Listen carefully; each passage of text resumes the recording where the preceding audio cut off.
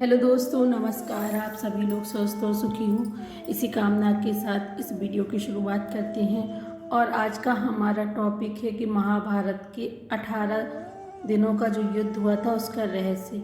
माना जाता है कि महाभारत युद्ध में एकमात्र जीवित बचा कौरव युयुत्सु था और 24,165 कौरव सैनिक लापता हो गए थे। लव और कुश की 50वीं पीढ़ी में शल्य हुए थे, जो महाभारत युद्ध में कौरवों की ओर से लड़े थे। शोधानुसार जब महाभारत का युद्ध हुआ था तब श्री कृष्ण की आयु 83 वर्ष थी। महाभारत युद्ध के 36 वर्ष बाद उन्होंने देह त्याग दी थी। इसका मतलब है कि 119 वर्ष की आयु में उन्होंने देह त्याग किया था। भगवान श्री कृष्ण द्वापर के अंत और कलयुग के आरंभ के संधि काल में विद्यमान थे। भागवत पुराण ने अनुसार श्री कृष्ण की देह छोड़ने के बाद 3102 ईसा पूर्व कलिकाल का प्रारंभ हुआ था। इस प्रकार कलयुग को आरंभ हुए 5120 वर्ष हो गए हैं। महाभारत युद्ध से पूर्व पांडवों ने अपनी सेना का पड़ाव कुरुक्षेत्र के पश्चिमी क्षेत्र में सरस्वती नदी के दक्षिण तट पर बसे समंत पंचक तीर्थ के पास हिरण्यावती नदी सरस्वती नदी की सहायक नदी के तट पर डाला। कौरवों ने कुरुक्षेत्र के पूर्वी भाग में वहां से कुछ योजन की दूरी पर एक समतल मैदान में अपना पड़ाव डाला। दोनों ओर के शिविरों में सैनिकों के भोजन और घायलों के इलाज की उत्तम व्यवस्था थी। हाथी, घोड़े और रथों की अलग व्यवस्था थी। हजारों शिविरों में से प्रत्येक शिविर में प्रचुर मात्रा में खाद्य सामग्री, अस्त्र शस्त्र, यंत्र और कई वैद्य और शिल्पी वेतन रखे गए। पितामह भीष्म की सलाह पर दोनों दलों ने एकत्र होकर युद्ध के कुछ नियम बनाए। उनके बनाए हुए नियम निम्नलिखित है। इसमें पहला है, प्रतिदिन युद्ध सूर्योदय से लेकर सूर्यास्त तक ही रहेगा। सूर्यास्त के बाद युद्ध नहीं होगा। दूसरा है, युद्ध समाप्ति के पश्चात छल कपट छोड़कर सभी लोग प्रेम का व्यवहार करेंगे। इसमें तीसरा है, रथी से, हाथी वाला हाथी वाले से और पैदल से ही युद्ध करेगा। चौथा है, एक वीर के साथ एक ही वीर युद्ध करेगा। और इसमें पांचवा है, भय से भागते हुए या शरण में आए हुए लोगों पर अस्त्र शस्त्र का प्रहार नहीं किया जाएगा। जो वीर निहत्था हो जाएगा उस पर कोई अस्त्र नहीं उठाया जाएगा। सातवां है, युद्ध में सेवक का काम करने वालों पर कोई अस्त्र नहीं उठाएगा। युद्ध का पहला दिन। प्रथम दिन एक ओर जहां कृष्ण अर्जुन अपने रथ के साथ दोनों ओर की सेनाओं के मध्य खड़े थे और अर्जुन को गीता का उपदेश दे रहे थे, इसी दौरान भीष्म पितामह ने सभी योद्धाओं को कहा कि अब युद्ध शुरू होने वाला है। इस समय जो भी योद्धा अपना खेमा बदलना चाहे वह स्वतंत्र है कि वह जिसकी तरफ से भी चाहे युद्ध करे।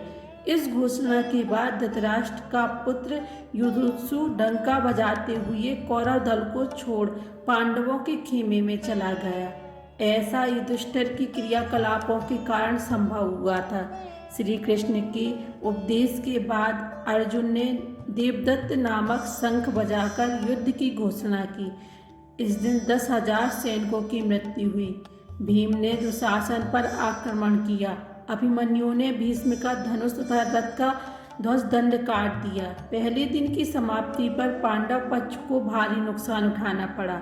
विराट, नरेश के पुत्र उत्तर और श्वेत क्रमशः शल्य और भीष्म के द्वारा मारे गए। भीष्म द्वारा उनके कई सैनिकों का वध कर दिया गया। कौन मजबूत रहा? पहला दिन पांडवों पक्ष को नुकसान उठाना पड़ा और कौरव पक्ष मजबूत रहा। युद्ध का दूसरा दिन।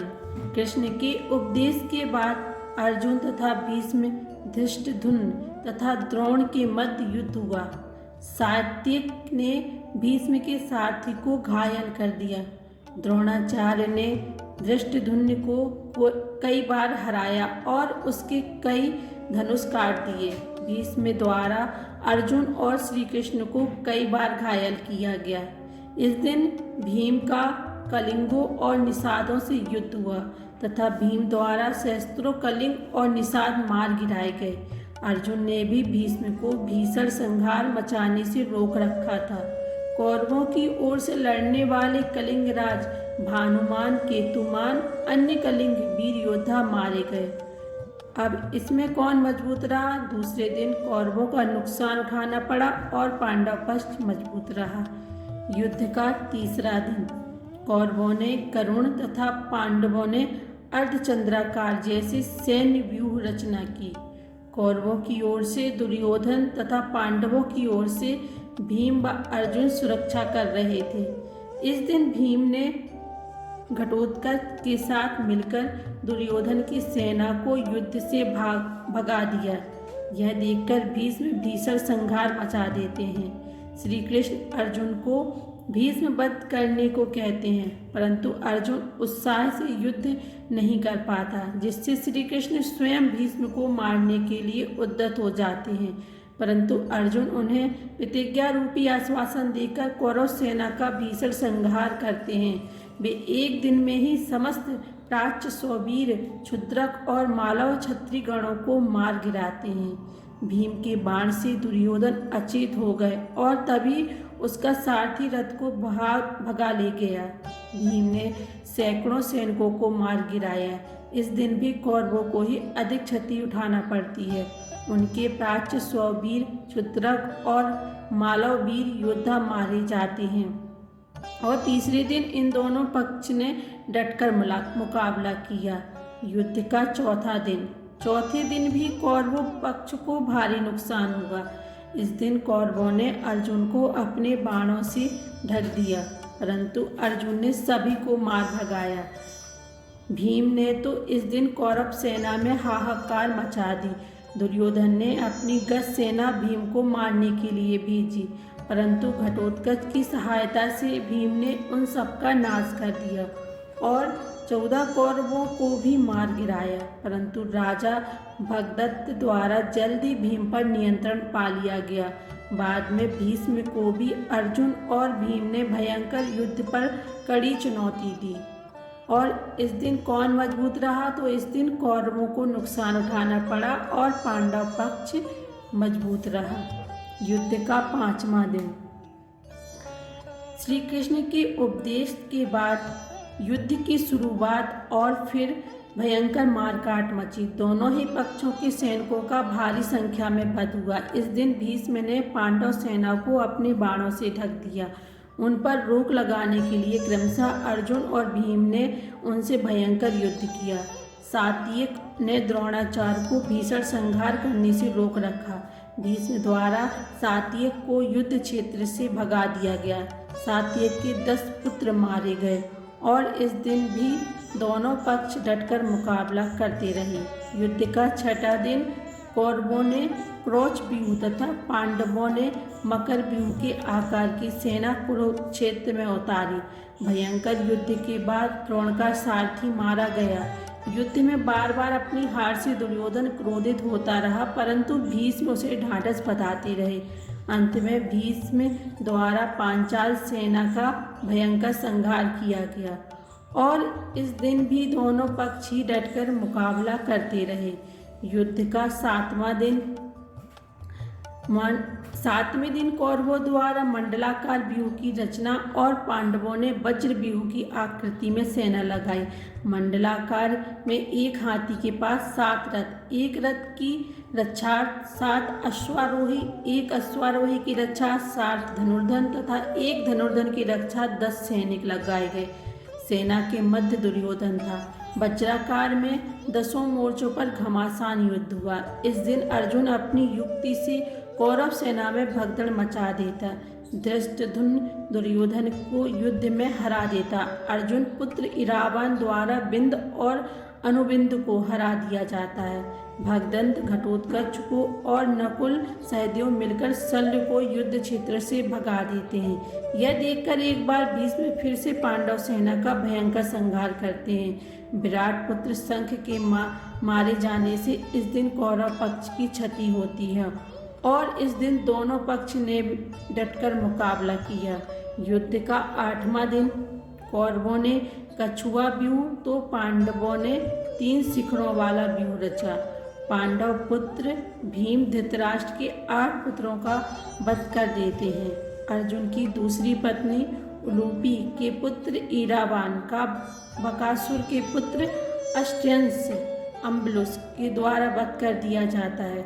घटोत्कच द्वारा दुर्योधन पर शक्ति का प्रयोग किया गया, परंतु बंग ने नरेश ने दुर्योधन को हटाकर शक्ति का प्रहार स्वयं के ऊपर ले लिया तथा बंग नरेश की मृत्यु हो जाती है। इस घटना से दुर्योधन के मन में मायावी घटोत्कच के प्रति भय व्याप्त हो जाता है। तब भीष्म की आज्ञा से भगदत्त घटोत्कच को हराकर भीम युधिष्ठिर व अन्य पांडव सैनिकों को पीछे धकेल देता है। दिन के अंत तक भीमसेन धृतराष्ट्र के 9 और पुत्रों का वध कर देता है। पांडवों की क्षति अर्जुन पुत्र इरावान का अम्बलुस द्वारा वध। कौरवों पक्ष की क्षति धृतराष्ट्र के 17 पुत्रों का भीम द्वारा वध। तो इस दिन मजबूत रहा। इन दोनों ही पक्षों ने डट किया और दोनों ही पक्षों को नुकसान उठाना पड़ा। हालांकि कौरवों को ज़्यादा क्षति पहुंची। युद्ध का 9वां दिन। कृष्ण के उपदेश के बाद भयंकर युद्ध हुआ, जिसके चलते भीष्म ने बहादुरी दिखाते हुए अर्जुन को घायल कर उनके रथ को जर्जर कर दिया। युद्ध में आखिरकार भीष्म के भीषण संहार को रोकने के लिए कृष्ण ने अपनी प्रतिज्ञा तोड़नी पड़ी। उनके जर्जर रथ को देखकर श्री कृष्ण रथ का पहिया लेकर भीष्म पर झटकते हैं, लेकिन वे शांत हो जाते हैं। परंतु इस दिन भीष्म पांडवों की सेना का अधिकांश भाग समाप्त कर देते हैं और इस दिन कौरवों का पक्ष मजबूत रहा। युद्ध का 10वां दिन। भीष्म द्वारा बड़े पैमाने पर पांडवों की सेना को मार देने से घबराए पांडव पक्ष में भय फैल जाता है। तब श्री कृष्ण के कहने पर पांडव भीष्म के सामने हाथ जोड़कर उनसे उनकी मृत्यु का उपाय पूछते हैं। भीष्म कुछ देर सोचने पर उपाय बता देते हैं। इसके बाद भीष्म पांचाल तथा मित्र सेना का भयंकर संहार कर देते हैं। फिर पांडव पक्ष युद्ध क्षेत्र में भीष्म के सामने शिखंडी को युद्ध करने के लिए लगा देते हैं। युद्ध क्षेत्र में शिखंडी को सामने डटा देखकर भीष्म ने अपने अस्त्र त्याग दिए। इस दौरान बड़े ही बेमन से अर्जुन ने अपने बाणों से भीष्म को छेद दिया। भीष्म बाणों की सरसैया पर लेट गए। भीष्म ने बताया कि वे सूर्य के उत्तरायण होने पर ही शरीर छोड़ेंगे, क्योंकि उन्हें अपने पिता शांतनु से इच्छा मृत्यु का वर प्राप्त है।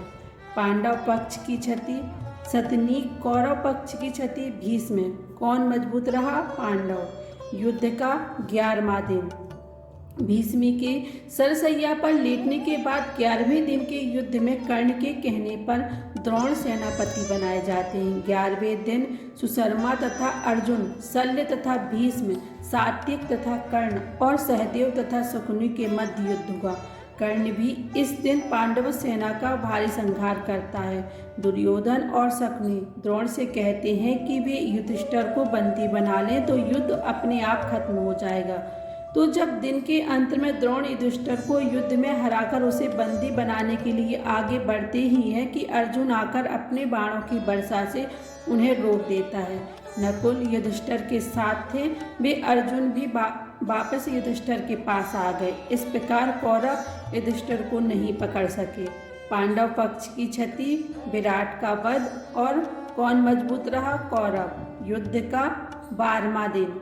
कल के युद्ध में अर्जुन के कारण युधिष्ठिर को बंदी न बना पाने के कारण शकुनि व दुर्योधन अर्जुन को युधिष्ठिर से काफी दूर भेजने के लिए त्रिगत देश के राजा को उसे वहीं युद्ध में व्यस्त बनाए रखने के लिए कहते हैं। वे ऐसा करते भी हैं, परंतु एक बार फिर अर्जुन समय पर पहुंच जाता है और द्रोण असफल हो जाते हैं। होता यह है कि जब त्रिगर्त अर्जुन को दूर ले जाते हैं तब सात्विक युधिष्ठिर के रक्षक थे। वापस लौटने पर अर्जुन ने प्राग जोधपुर के राजा भगदत्त को अर्धचंद्र को बाण से मार डाला। सात्विक ने द्रोण के रथ का पहिया काटा और उसके घोड़े मार डाले। द्रोण ने अर्धचंद्र बाण द्वारा सात्विक का सिर काट लिया। सात्विक ने कौरवों के अनेक उच्च कोटि के योद्धाओं को मार डाला, जिनसे प्रमुख जलसंधि त्रिगर्तों की गजसेना, सुदर्शन, मलेच्छों की सेना, भूरिश्रवा, कर्णपुत्र प्रसन्न थे। युद्ध भूमि में सात्विक की भूरिश्रवा से कड़ी टक्कर झेलनी पड़ी। हर बार सात्विक को कृष्ण और अर्जुन ने बचाया। पांडव पक्ष की क्षति द्रुपद, कौरव पक्ष की क्षति त्रिगर्त, नरेश और मजबूत दोनों ही रहे। युद्ध का 13वां दिन। कौरवों ने चक्रव्यूह की रचना की। इस दिन दुर्योधन राजा भगदत्त को अर्जुन को व्यस्त बनाए रखने को कहते हैं। भगदत्त युद्ध में एक बार फिर से पांडव वीरों को भगाकर भीम को एक बार फिर हरा देते हैं और फिर अर्जुन के साथ भयंकर युद्ध होता है। श्री कृष्ण भगदत्त के प्रश्नवास्त्र को अपने ऊपर ले उससे अर्जुन की रक्षा करते हैं। अंततः अर्जुन भगदत्त की आंखों की पट्टी को तोड़ देता है, जिससे उसे दिखना बंद हो जाता है और अर्जुन इस अवस्था में ही छल से उसका वध कर देता है। इसी दिन द्रोण युधिष्ठिर के लिए चक्रव्यूह रचते हैं, जिसे केवल अभिमन्यु तोड़ना जानता था, परंतु निकलना नहीं जानता था।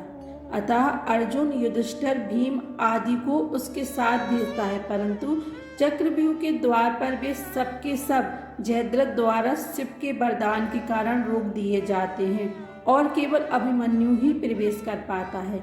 ये लोग करते हैं अभिमन्यु का वध। कर्ण के कहने पर सातों महारथियों कर्ण, जयद्रथ, द्रोण, अश्वत्थामा, दुर्योधन, लक्ष्मण तथा शकुनि ने एक साथ अभिमन्यु पर आक्रमण किया। लक्ष्मण ने जो गदा अभिमन्यु के सिर पर मारी, वही गदा अभिमन्यु ने लक्ष्मण को फेंक कर मारी। इससे दोनों की उसी समय मृत्यु हो गई। अभिमन्यु के मारे जाने का समाचार सुनकर जयद्रथ को कल सूर्यास्त से पूर्व मरने की अर्जुन ने प्रतिज्ञा की, अन्यथा अग्नि समाधि ले लेने का वचन दिया। पांडव पक्ष की क्षति अभिमन्यु और मजबूत कौन रहा? पांडव। तो युद्ध का 14वां दिन। अर्जुन की अग्नि समाधि वाली बात सुनकर कौरव पक्ष में हर्ष व्याप्त हो जाता है और फिर वे ये योजना बनाते हैं कि आज युद्ध में जयद्रथ को बचाने के लिए सब कौरव योद्धा अपनी जान की बाजी लगा देंगे। द्रोण जयद्रथ को बचाने का पूर्ण आश्वासन देते हैं और उसे सेना के पिछले भाग में छिपा देते हैं। युद्ध शुरू होता है। भूरिश्रवा सात्विक को मारना चाहता था, तभी अर्जुन ने भूरिश्रवा के हाथ काट दिए। वह धरती पर गिर पड़ा, तभी सात्विक ने उसका सिर काट दिया।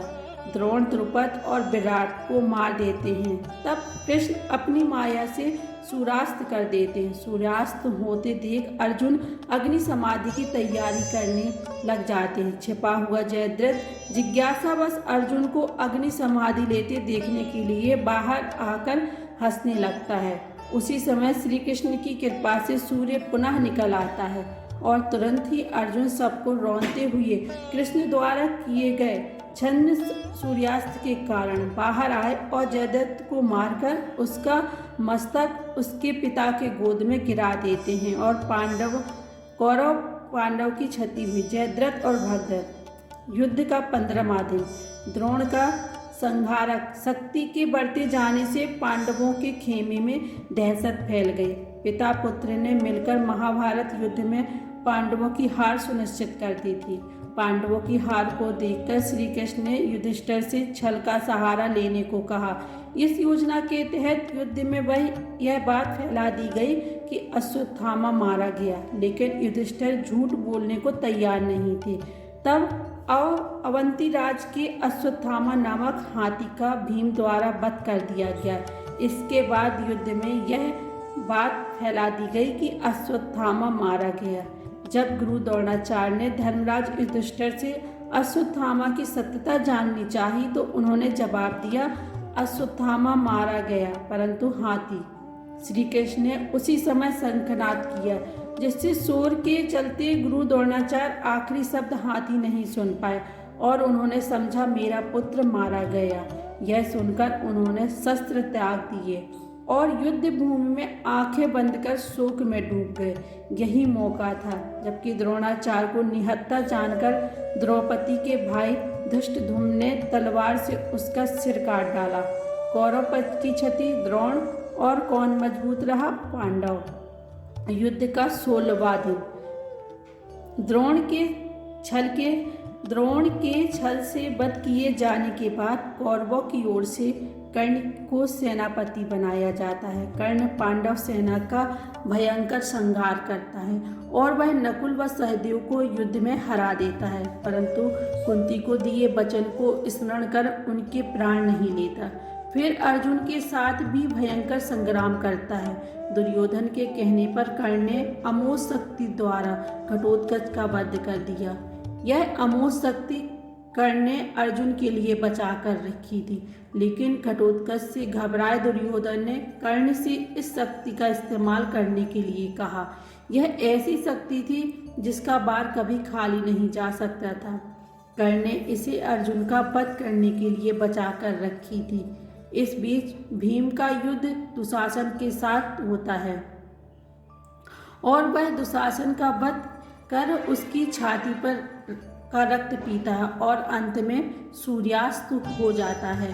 कौरव पक्ष की क्षति दुशासन और कौन मजबूत रहा? दोनों। युद्ध का 17वां दिन। शल्य को कर्ण का सारथी बनाया गया।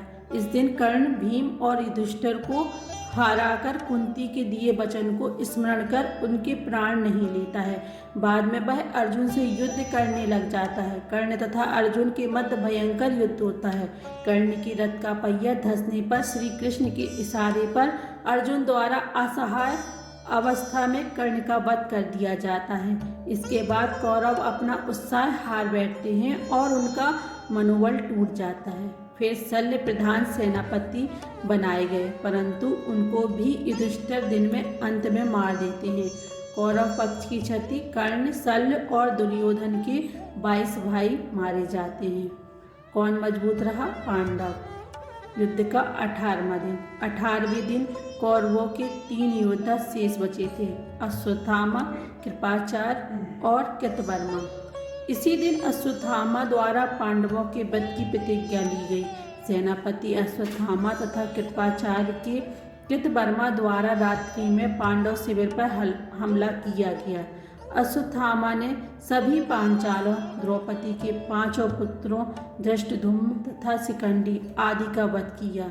पिता को छलपूर्वक मारे जाने को जानकर अश्वत्थामा दुखी होकर क्रोधित हो गए और उन्होंने ब्रह्मास्त्र का प्रयोग कर दिया, जिससे युद्ध भूमि शमशान भूमि में बदल गई।